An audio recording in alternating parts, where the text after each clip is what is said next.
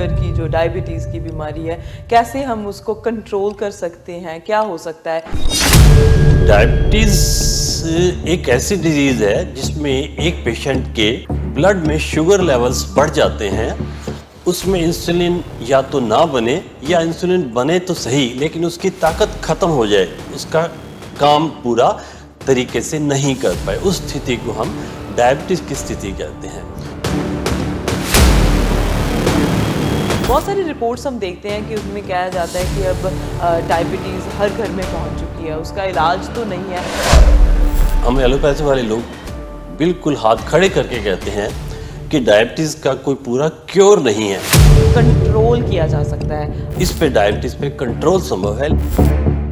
Sugar हो जाती है, डायबिटीज़ हो जाती है, तो उसमें एक्सरसाइज भी अपना रोल इम्पॉर्टेंट निभाती है। जब हम डायबिटीज़ के बारे में कंट्रोल की बात करते हैं तो इसमें लाइफस्टाइल मॉडिफिकेशंस कहते हैं। उसमें नंबर 1 पे हम डाइट लेते हैं, नंबर 2 पे एक्सरसाइज और नंबर 3 पे स्ट्रेस बताते हैं।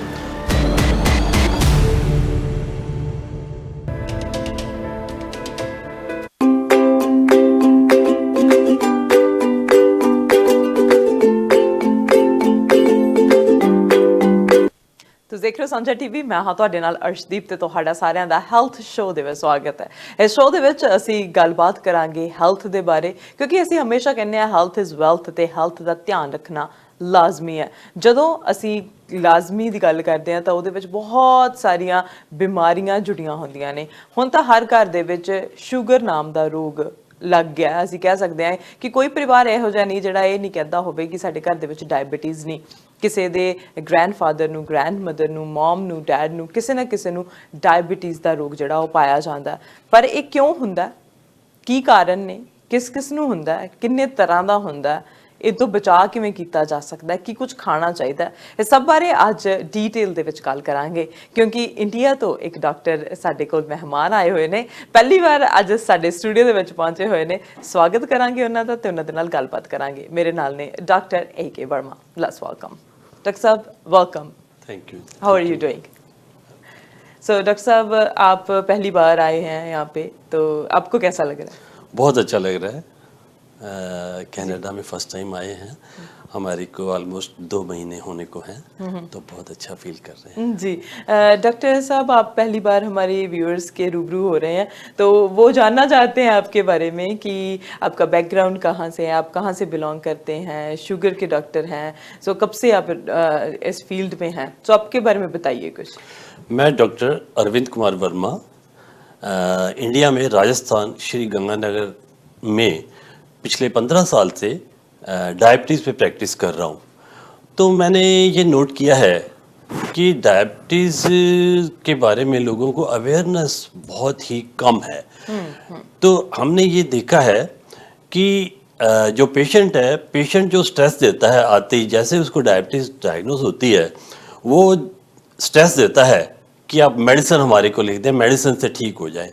और हमने ये देखा है कि अगर अवेयरनेस है या एजुकेशन जो है वो जितना रोल प्ले करती है डायबिटीज़ में, वो किसी भी मेडिसिन से ज़्यादा आपकी ब्लड शुगर कम कर सकती है। तो पिछले 15 सालों से मैं डायबिटीज़ प्रैक्टिस के अलावा मैं अवेयरनेस प्रोग्राम्स चला रहा हूँ। एक साल में हम करीब 10 से 12 एजुकेशन प्रोग्राम्स डिफरेंट इंस्टीट्यूशंस में, मंदिरों में, पुलिस लाइंस में, इन सब जगह पे हम करते रहते हैं। जी जी डॉक्टर साहब, आप अवेयर कर रहे हैं लोगों को कि शुगर की जो डायबिटीज़ की बीमारी है, कैसे हम उसको कंट्रोल कर सकते हैं, क्या हो सकता है। लेकिन अगर जानना हो डायबिटीज़ के बारे में, आखिर ये होती क्या है? तो डायबिटीज़ एक ऐसी डिजीज़ है जिसमें एक पेशेंट के ब्लड में शुगर लेवल्स बढ़ जाते हैं। उसमें इंसुलिन या तो ना बने या इंसुलिन बने तो सही लेकिन उसकी ताकत ख़त्म हो जाए, उसका काम पूरा तरीके से नहीं कर पाए, उस स्थिति को हम डायबिटीज़ की स्थिति कहते हैं। जी। और इसी से हम जान सकते हैं, जैसे कि मैंने बताया कि डायबिटीज़ जो है 2 तरह की हो जाएगी, टाइप 1 एंड टाइप 2। तो टाइप 1 डायबिटीज़ जो 5 से 20 वर्ष तक के बच्चों को होती है, उसे हम टाइप 1 डायबिटीज़ कहते हैं, जिसमें उसमें इंसुलिन को बनाने वाले बीटा सेल्स जो पैंक्रियास से निकलते हैं वो पूरी तरह से खत्म हो जाते हैं, डिस्ट्रॉय हो जाते हैं। तो इन बच्चों को जी पहले ही दिन से इंसुलिन पे रखना पड़ता है, तो और ताज़ जिंदगी वो इंसुलिन पे ही रहते हैं। जी जी और हम ये कनाडा के पूरी जिंदगी भर पूरी हमारी दुनिया शुक्रगुजार रहेगी, क्योंकि इंसुलिन की जो इन्वेंशन है कनाडा में ही हुई थी। जी, डॉक्टर बिल्कुल। बेंटिंग एंड डॉक्टर बेस्ट ने की थी। हम उनका एहसान कभी भी नहीं उतार पाएंगे। जो दूसरी डायबिटीज़ है, टाइप 2 डायबिटीज़ है, इसे हम लाइफ स्टाइल डायबिटीज़ कहते हैं। और ये डायबिटीज़ क्योंकि 90 to 95% जो पूरी वर्ल्ड में केसेस हैं वो टाइप 2 डायबिटीज़ के होते हैं। जी जी तो और वो 30 after 30 years, almost after 30 years से लेट एज तक कभी भी हो सकती है।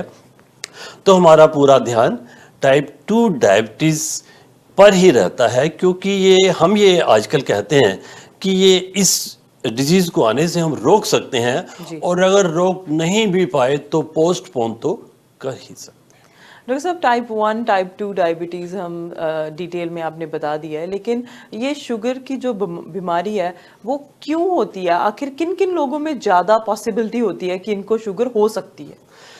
डायबिटीज़ होने की पॉसिबिलिटी जो है, जो टाइप 2 डायबिटीज़ पे ही हम सारा ध्यान देंगे। जी जी इस टाइप 2 डायबिटीज़ को हम लाइफस्टाइल डिजीज़ कहते हैं। ओके तो इसमें हम दो तरह के फैक्टर्स कहते हैं। एक जो फैक्टर्स वो हैं जिनको हम चेंज नहीं कर सकते, नॉन मॉडिफाइबल फैक्टर्स हैं। जी वे हैं जैसे एथनिसिटी, हम कहाँ पैदा हुए हैं, है ना, जी तो जी उसको हम चेंज नहीं कर सकते। और उसके बाद जो है एथनिसिटी के अलावा कुछ कुछ फैक्टर्स और भी हैं, जैसे फैमिली है, जैसे हम पेरेंट्स हैं, पेरेंट्स को नहीं बदल सकते। जी ठीक जी है, तो ये जेनेटिक हो फैक्टर्स सकते हैं। हैं। हाँ जी, इन फैक्टर्स को हम चेंज नहीं कर सकते। और कुछ फैक्टर्स हैं जिनको हम मॉडिफाइबल फैक्टर्स कहते हैं, जिनको हम चेंज कर सकते हैं। तो हमारा पूरा ध्यान इन पे रहता है। जी जी उनमें है जैसे ओबेसिटी, वेट इंक्रीज हो जाना, वर्किंग आवर्स बहुत ज़्यादा हो जाना, बिल्कुल बिल्कुल नींद के घंटे हमारे कम हो जाना, और जो फास्ट फूड जो है वो बहुत ज़्यादा लेना, बिंज हैबिट्स हैं, फूड की हैबिट्स वो हो जाना, और चलना फिरना, एक्सरसाइज बहुत कम होना, और स्ट्रेस होना लास्ट में। ये फैक्टर्स हैं जिनके जी। कारण ये जो लाइफस्टाइल डिजीज़ है वो लगातार बढ़ती जा रही है। यही कारण है टाइप 2 डायबिटीज़ होने के। जी बिल्कुल। ऐसा कह सकते हैं कि मॉडर्न लाइफस्टाइल है ना, जो वो हमें शुगर की ओर दोबारा खींचता चला जाता है। बहुत सारी रिपोर्ट्स हम देखते हैं कि उसमें कहा जाता है कि अब डायबिटीज़ हर घर में पहुंच चुकी है, उसका इलाज तो नहीं है, कंट्रोल किया जा सकता है। आप क्या कहना चाहेंगे कि इसका कोई प्रॉपर या परमानेंट इलाज है? नहीं, हम एलोपैथी वाले लोग बिल्कुल हाथ खड़े करके कहते हैं कि डायबिटीज़ का कोई पूरा क्योर नहीं है। क्योर का अर्थ होता है कि जब कोई बीमारी पूरी तरह से खत्म कर दी जाए। जी इस पे डायबिटीज़ पे कंट्रोल संभव है, लेकिन अगर कंट्रोल सही रखा जाए तो पूरी लाइफ हमारी बिल्कुल नॉन डायबिटीज आदमी के बराबर की लाइफ हम बिता सकते हैं, पूरा अच्छी प्रकार से कंट्रोल करके। जी जी कंट्रोल किया जा सकता है। अगर आप एक्सरसाइज की हम बात करें, एक्सरसाइज भी इस जब किसी को ऐसा रोग हो जाता है, शुगर हो जाती है, डायबिटीज़ हो जाती है, तो उसमें एक्सरसाइज भी अपना रोल इम्पोर्टेंट निभाती है? जब हम डायबिटीज़ के बारे में कंट्रोल की बात करते हैं तो इसमें लाइफस्टाइल मॉडिफिकेशंस कहते हैं। उसमें नंबर 1 पे हम डाइट लेते हैं, नंबर 2 पे एक्सरसाइज, और नंबर 3 पे स्ट्रेस बताते हैं।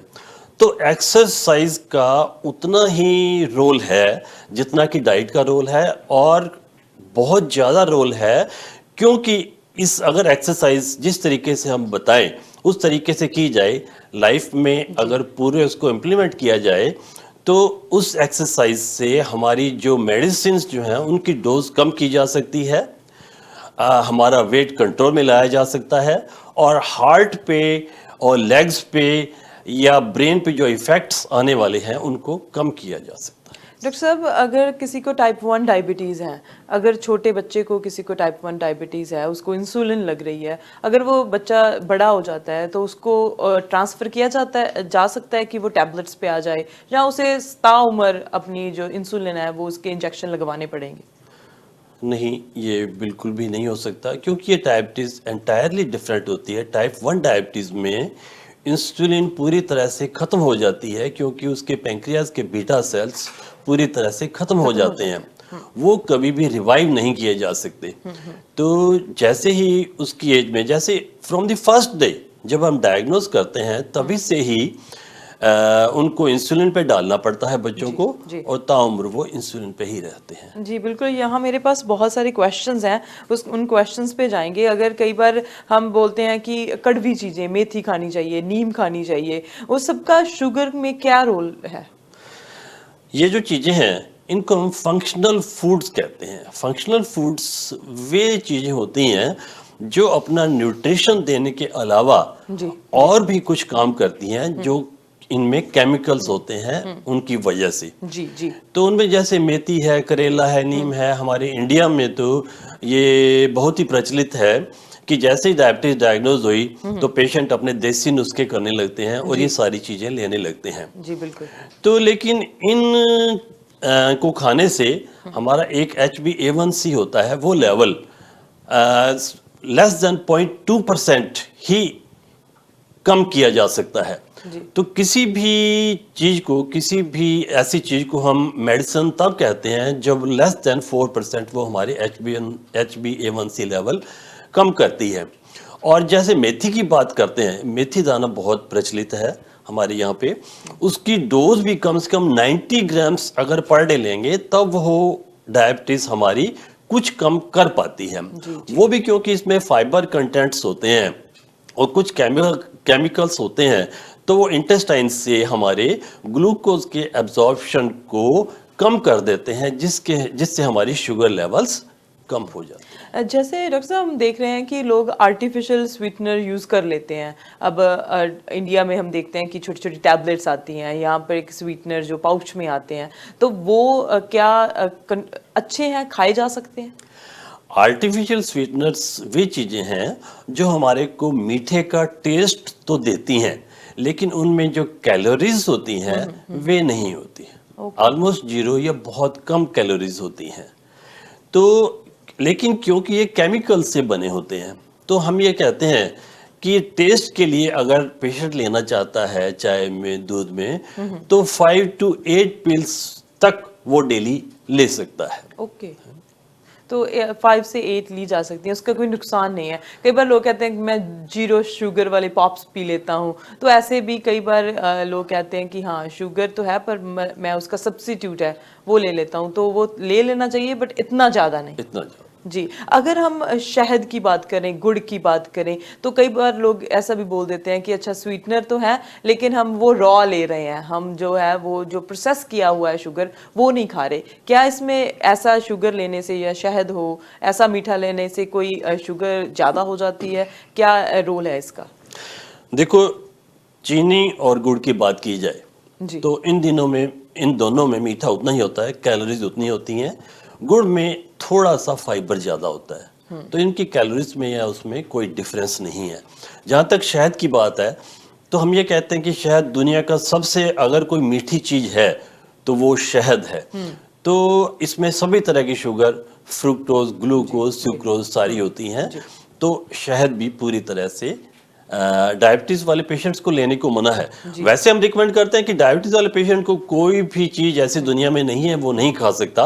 अगर वो डायबिटीज़ एजुकेशन प्रोग्राम को ठीक से समझ लेता है, अपने इम्प्लीमेंट कर लेता है लाइफ में, तो उसको कोई भी चीज़ जो मना नहीं है खाने को, उस तरीके से बस कैसे खानी है वो ज़्यादा इम्पोर्टेंट है। डॉक्टर साहब, इसका मतलब तो शुगर का रोगी मिठाई नहीं खा सकता? आपने बहुत अच्छा क्वेश्चन पूछा। हम ये बताते हैं कि शुगर का रोगी मिठाई खा सकता है जब उसकी शुगर ठीक ठाक कंट्रोल में चल रही है। तो जब हम ये डायबिटीज के बारे में एजुकेट कर देते हैं तो हम पेशेंट को बताते हैं हाँ तुम कभी कभी बर्फी ले सकते हो, गुलाब जामुन ले सकते हो, लेकिन जिस दिन तुमने एक मान लो गुलाब जामुन खाया है तो आप आधी रोटी कम खाएंगे और 1 किलोमीटर पैदल ज्यादा ज़्यादा चलेंगे। इस तरीके से अपने लाइफ में चेंजेस करके आप पूरा तरीके से हर एक चीज का टेस्ट ले सकते हैं।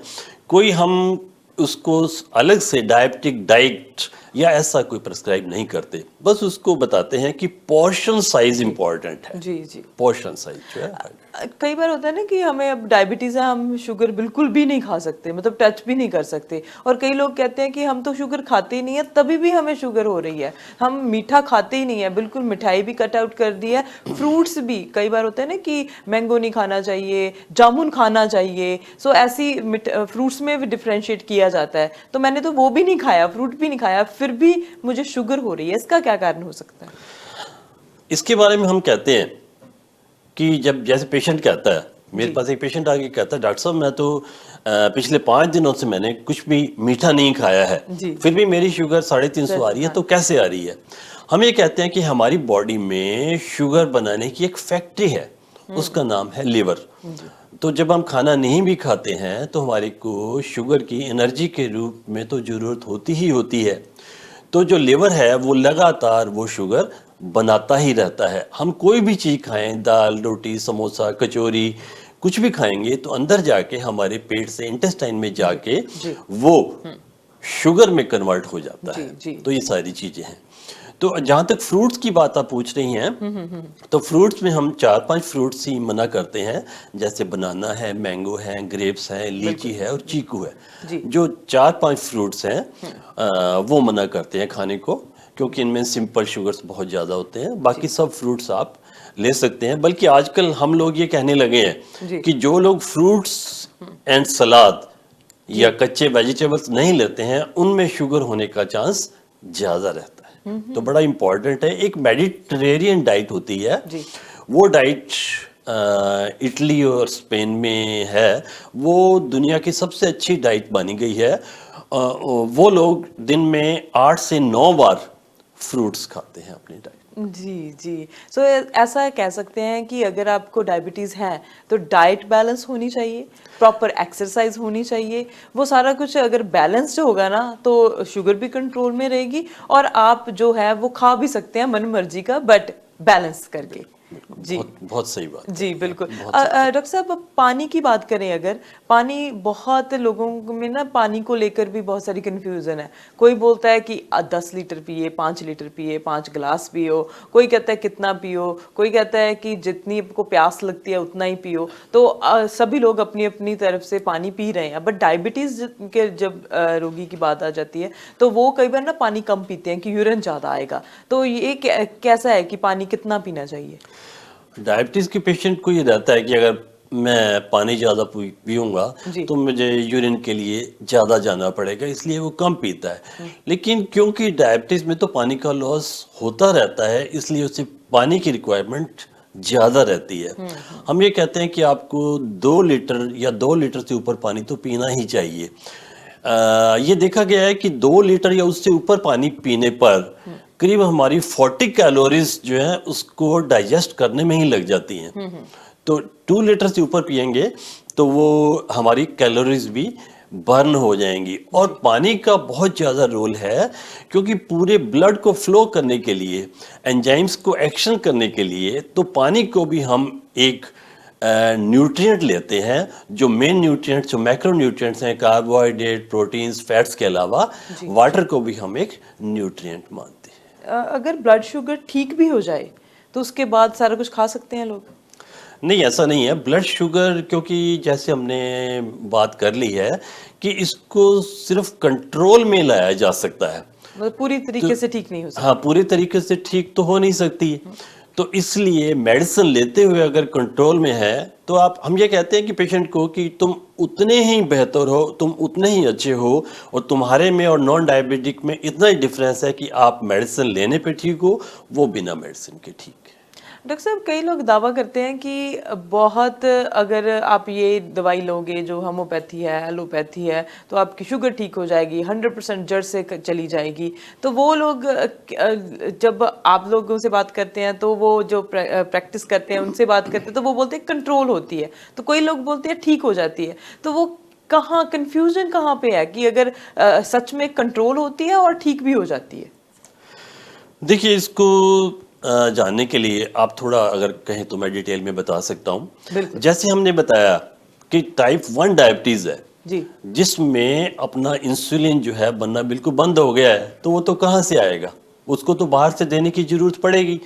बॉडी में नॉर्मल मेटाबॉलिज्म रखने के लिए इंसुलिन को बाहर से देने की जरूरत पड़ेगी, तो उस वो तो कभी भी ठीक नहीं हो सकता। अब कुछ लोग हैं वहाँ पे, हमारे इंडिया में तो बहुत ज़्यादा हैं, जो कहते हैं बच्चे की हो बड़े की हो सारी डायबिटीज़ ठीक हो जाती है। जी, जाएगी। जी। वो मेडिसिन देते हैं लेकिन उसमें नुकसान ज़्यादा होता है। और जब हम ये बात करते हैं कि 1920 से पहले जब इंसुलिन इन्वेंट नहीं हुआ था, तो बच्चे जो अल्टीमेटली वो मर ही जाया करते थे। ये हम कैनेडियंस के इसीलिए आभारी हैं कि उन्होंने इंसुलिन को इन्वेंट किया, तो उसके बाद ही जो सैकड़ों हजारों लाखों बच्चे बचाए जा सके हैं। जी, जी। तो जो टाइप 2 डायबिटीज है वो उसमें मेन हम कहते हैं कि वो इंसुलिन रेजिस्टेंस होता है। इंसुलिन बनता तो है, जी, जी। लेकिन वो पूरी तरह से काम नहीं कर पाता। तो ऐसी कोई मेडिसिन जो हमारे अंदर इंसुलिन का सिक्रीशन इंक्रीज करे या हमारा इंसुलिन रेजिस्टेंस कम करे, मतलब इंसुलिन की एक्टिविटी को बढ़ाए, वही डायबिटीज को कंट्रोल पाएगा। कोई दवा खाने से ऐसा पूरा संभव नहीं है। और लाइफस्टाइल मॉडिफिकेशन का जो रोल है वो सबसे ज्यादा है। सब दवा लेने के बावजूद भी लाइफस्टाइल का रोल हमारी पूरी लाइफ हमेशा रहता है। जी, सो इसका मतलब है कि बैलेंस डाइट लेनी चाहिए, क्योंकि कई बार लोग पूछ लेते हैं कि मेरी फैमिली में डायबिटीज़ है। लाइक अगर मैं अपनी खुद की ही बात करूं, मेरे फादर इन लॉ, मेरे ग्रैंडफादर सभी को डायबिटीज़ थी। अब मुझे डायबिटीज़ नहीं है। अगर मैं चाहूं कि मैं अभी मुझे डायबिटीज़ पता नहीं होगी नहीं होगी, बट क्या डाइट लेनी चाहिए, क्या करना चाहिए कि मुझे आगे चल के डायबिटीज़ हो ना? तो इसी को हम कहते हैं कि जो न्यू लाइफस्टाइल हम बताएंगे, मेडिकल न्यूट्रिशन थेरेपी हम बोलते हैं। जी, जी। इसमें डाइट और एक्सरसाइज और स्ट्रेस, तीन चीज़ों को हम डिस्कस करते हैं। जहाँ तक डाइट की बात है, डाइट में हम बताते हैं, इनिशियली देखते हैं हम डाइट कितनी और किस प्रकार से खानी चाहिए।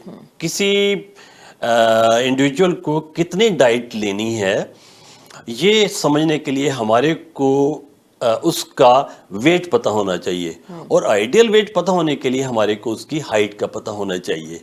हम मोटा मोटा अगर बताते हैं कि उसकी हाइट में से 100 को माइनस कर दिया जाए। सपोज आपकी हाइट 160 सेंटीमीटर है, तो उसमें -100 कर देंगे तो आपका वेट जो है रफली मोटा मोटा मेल्स के लिए 60 केजी के आसपास होना चाहिए, फीमेल्स के लिए 55 के आसपास होना चाहिए। तो उसके हिसाब से, प्लस उसका लाइफस्टाइल कैसा है, वो बहुत ज़्यादा चलने फिरने का है या बैठने का काम है, किस तरह का काम है उसका, वो कंडीशंस देख के हम उसको रिकमेंड करते हैं भी कितने कैलोरीज की डाइट आपको लेनी है। हम मोटा मोटा अगर बताएं तो हम कहते हैं कि हर इंडिविजुअल को, चाहे वो डायबिटिक है या वो डायबिटिक नहीं है, 3 मेजर मील्स लेनी चाहिए, ब्रेकफास्ट, लंच एंड डिनर, और 3 स्मॉल मील्स लेनी चाहिए।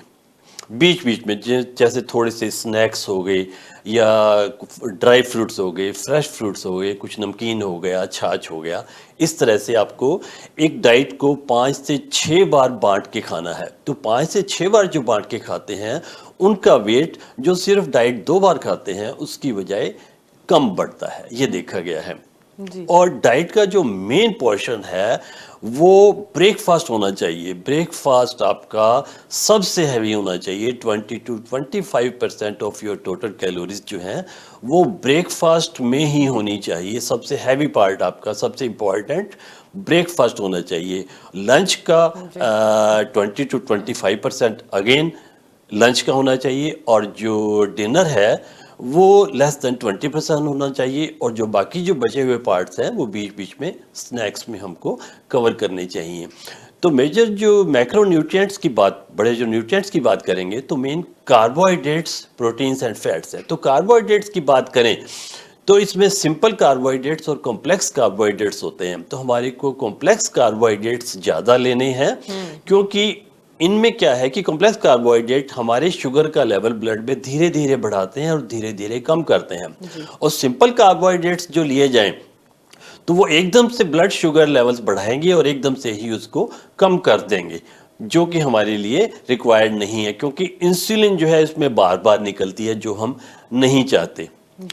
तो एक आप पूछ सकते हैं कि सिंपल कार्बोहाइड्रेट कॉम्प्लेक्स कार्बोहाइड्रेट्स में मेरे को फर्क कैसे पता चलेगा। तो इसमें हम उंगली से अगर लेके अगर टेस्ट करेंगे, अपनी टंग पे लगाएंगे, जो खाने में मीठे होते हैं वे सिंपल कार्बोहाइड्रेट्स हैं और जो मीठे नहीं लगते वो कॉम्प्लेक्स कार्बोहाइड्रेट्स हैं। जैसे सिंपल कार्बोहाइड्रेट्स में जैसे शुगर है, जैगरी गुड़ है, जैसे शहद है, कोई भी मिठाइयाँ हैं, केक है, पेस्ट्री है, ये सब जो है ये सिंपल कार्बोहाइड्रेट्स हैं जो हमारे को कम से कम लेने चाहिए। और कॉम्प्लेक्स कार्बोहाइड्रेट में जैसे हम ये कनक का आटा है, चना है, ज्वार है, मक्का है, बाजरा है, ये कॉम्प्लेक्स कार्बोहाइड्रेट्स हैं। लेकिन ये जो कॉम्प्लेक्स कार्बोहाइड्रेट्स हैं ये भी हम बिना छाना हुआ आटा, जैसे पूरा होल सीरियल हमारे को लेना है। आप देखिए आटे और मैदे और सूजी में क्या डिफरेंस है। आटा माइनस फाइबर बराबर सूजी एंड मैदा। तो सूजी और मैदा प्रोडक्ट्स हमारे को कम से कम लेने चाहिए और होल ग्रेन सीरियल जो है वो ज्यादा लेना चाहिए, पूरा जो है वही खाना चाहिए। हम ये कहते हैं कि हमारी Indian diet almost ideal diabetic diet है, बस उसमें थोड़ा सा पोर्शन और थोड़ा सा ऑयल कम करने की जरूरत। जी बिल्कुल। सो ऐसा है कि कोई भी बीमारी अगर हो, चाहे वो जेनेटिक है, चाहे हमारी आदतों की वजह से है, तो उसको अगर डाइट बैलेंस करके, एक्सरसाइज बैलेंस करके, प्रॉपर डॉक्टर से दवाई लेकर और सारा कुछ बैलेंस करके लें तो वो बीमारी पे कंट्रोल जो किया जा सकता है। तो आप इतने सालों से लोगों को सेवा कर रहे हैं, लोगों को डायबिटीज से दूर कर रहे हैं या उनकी कंट्रोल करने में मदद कर रहे हैं, और आपने इतनी सारी इंफॉर्मेशन हमारे स्टूडियो में आकर प्रोवाइड की। आपका बहुत बहुत धन्यवाद। एंड में आप क्या कहना चाहेंगे, क्या मैसेज है व्यूअर्स के लिए? व्यूअर्स के लिए मैसेज ये है कि आपको डायबिटीज़ चाहे है या नहीं है, लेकिन क्योंकि ये जो लाइफस्टाइल डिजीज़ेज हैं, डायबिटीज़ के अलावा भी लाइफस्टाइल डिजीज़ेज हैं, जैसे ब्लड प्रेशर की बीमारी है, हार्ट की बीमारी है, किडनी की बीमारी है, बहुत सारी साइकेट्रिक प्रॉब्लम्स हैं। इन सब के लिए जो ये न्यूट्रिशन थेरेपी है वो सेम रहेगी। अगर आप लाइफस्टाइल में अगर इस तरह से चेंज कर लेते हैं तो आप इन सभी बीमारियों में, और इवन कैंसर को भी लाइफस्टाइल डिजीज ही माना गया है, उसको भी आने से रोक सकते हैं पूरी तरह से। जी, thank you so much doctor साहब for all the information. Thank you once again. Doctor AK Verma ਅੱਜ ਸਟੂਡੀਓ ਦੇ ਵਿੱਚ ਪਹੁੰਚੇ ਹੋਏ ਸੀ, ਜਿਨ੍ਹਾਂ ਨੇ ਸ਼ੂਗਰ ਦੇ ਬਾਰੇ ਤਾਂ ਦੱਸਿਆ ਹੀ, ਬਟ ਕੁੱਲ ਮਿਲਾ ਕੇ prevention is better than cure. ਸਾਨੂੰ ਪਹਿਲਾਂ ਪ੍ਰੀਵੈਂਸ਼ਨ ਰੱਖਣੀ ਚਾਹੀਦੀ ਹੈ ਤੇ ਉਸ ਤੋਂ ਬਾਅਦ ਜੇ ਕੋਈ ਬਿਮਾਰੀ ਆ ਵੀ ਗਈ ਹੈ ਤਾਂ ਉਹਨੂੰ ਬੈਲੈਂਸ ਕਰਕੇ, ਡਾਈਟ ਚੇਂਜ ਕਰਕੇ, ਆਪਣੀ ਲਾਈਫਸਟਾਈਲ ਨੂੰ ਚੇਂਜ ਕਰਕੇ, ਐਕਸਰਸਾਈਜ਼ ਜ਼ਿਆਦਾ ਪਾ ਕੇ, ਹੈਲਥੀ ਫੂਡ ਖਾ ਕੇ, ਇਹ ਸਾਰੀਆਂ ਚੀਜ਼ਾਂ ਕਰਕੇ ਅਸੀਂ ਕੰਟਰੋਲ ਕਰ ਸਕਦੇ ਹਾਂ। ਆਓ ਸਾਰੇ ਜਾਣੇ ਇੱਕ ਦੂਜੇ ਦਾ ਸਾਥ ਦਈਏ, ਇੱਕ ਦੂਜੇ ਤੱਕ ਮੈਸੇਜ ਪਹੁੰਚਾਈਏ ਕਿ ਆਪਣੀ ਸਿਹਤ ਦਾ ਧਿਆਨ ਰੱਖਣਾ ਚਾਹੀਦਾ। ਤੇ ਸ਼ੂਗਰ ਬਾਰੇ ਡਾਕਟਰ ਸਾਹਿਬ ਨੇ ਤਾਂ ਸਾਨੂੰ ਦੱਸ ਹੀ ਦਿੱਤਾ ਕਿ ਕੀ ਕੁਝ ਕਰਨਾ ਚਾਹੀਦਾ, ਕਿਹੜੀ ਡਾਈਟ ਲੈਣੀ ਚਾਹੀਦੀ ਹੈ, ਸ਼ੂਗਰ ਹੁੰਦੀ ਕੀ ਹੈ। ਉਮੀਦ ਕਰਦੇ ਹਾਂ ਪ੍ਰੋਗਰਾਮ ਚੰਗਾ ਲੱਗਿਆ ਹੋਵੇਗਾ। ਚੰਗਾ ਲੱਗਿਆ ਲਾਈਕ ਤੇ ਸ਼ੇਅਰ ਜ਼ਰੂਰ ਕਰ ਦਿਓ। ਇਨਫੋਰਮੇਸ਼ਨ ਤੇ ਅਪਡੇਟ ਅਸੀਂ ਤੁਹਾਡੇ ਤੱਕ ਇਸੇ ਤਰ੍ਹਾਂ ਪਹੁੰਚਾਉਂਦੇ ਰਵਾਂਗੇ। ਦੇਖਦੇ ਰਹੋ ਸਾਂਝਾ TV।